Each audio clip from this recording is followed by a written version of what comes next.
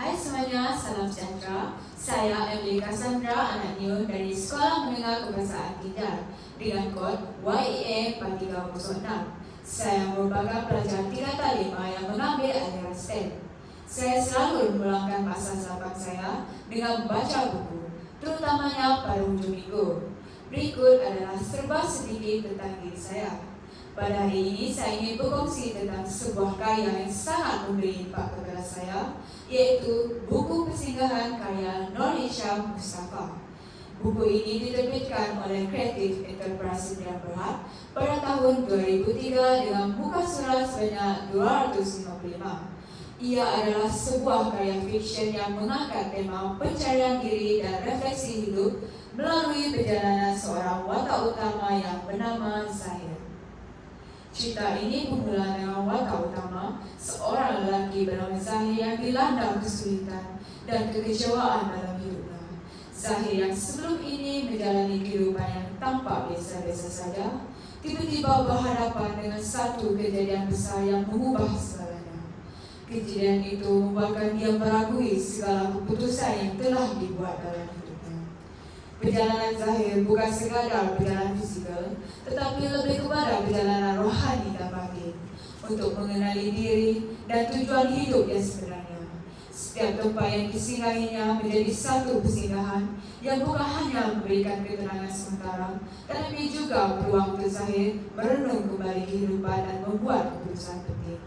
Sepanjang perjalanannya, Zahir bertemu dengan berbagai orang yang masing-masing mempunyai cerita hidup mereka sendiri. Ada yang memberikan nasihat, ada yang mengajarnya arti ketabahan, dan ada juga menunjukkan kepadanya bahwa kehidupan ini penuh dengan ketidakpastian. Namun, setiap pertemuan ini mengajarnya untuk menerima kenyataan bahwa hidup adalah satu perjalanan yang penuh dengan liku-liku. Dan kadang-kadang kita perlu berhenti sejenak untuk merenung dan menilai semula arah tuju kita. Keputusan-keputusan yang dibuatnya dalam berbagai keadaan seringkali membawa kepada perasaan keraguan dan kebingungan. Tetapi dalam proses itu, Zahir juga mulai belajar untuk lebih menerima dirinya sendiri. Perjalanan Zahir membawa dia untuk menerima ketidaksempurnaan hidup dan menyadari bahawa ketenangan sejati datang apabila kita belajar menerima kenyataan dan melepaskan segala beban yang menghalang kita untuk hidup dengan sepenuh hati. Salah satu watak yang signifikan adalah Cikgu Roslan, seorang pendidik yang memberi nasihat yang bijaksana kepada Zahir. Sebagai seorang guru, Cikgu Roslan bukan sahaja mengajarkan ilmu, tetapi juga membantu Zahir melihat kehidupan dengan cara yang lebih luas. Cikgu Roslan merupakan salah seorang mentor dalam kehidupan Zahir, memberikan bimbingan dalam menghadapi konflik dalam yang Zahir alami.